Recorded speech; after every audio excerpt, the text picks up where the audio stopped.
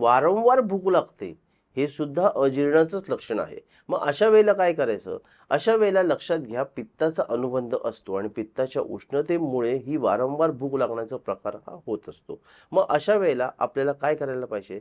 तर सगळ्यात पहिलं म्हणजे पित्त कमी करण्यासाठी मधुर रसाचा वापर आयुर्वेदामध्ये करायला सांगितलेला आहे.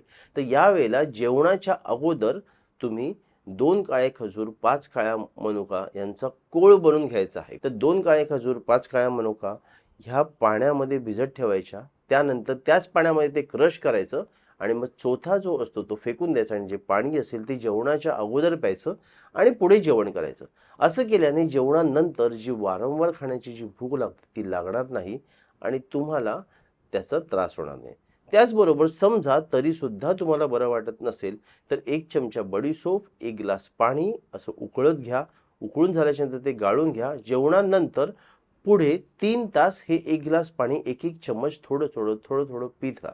त्याच्याने पित्त थोडंसं शमलं जाईल आणि तुमचा त्रास कमी व्हायला मदत होईल. मित्रांनो, हाच त्रास जर जास्त प्रमाणामध्ये होत असेल, तर तुम्हाला ताबडतोब वैद्यांना भेटणं गरजेचं आहे आणि ताबडतोब त्याच्यावरती उपाय करणं गरजेचं आहे.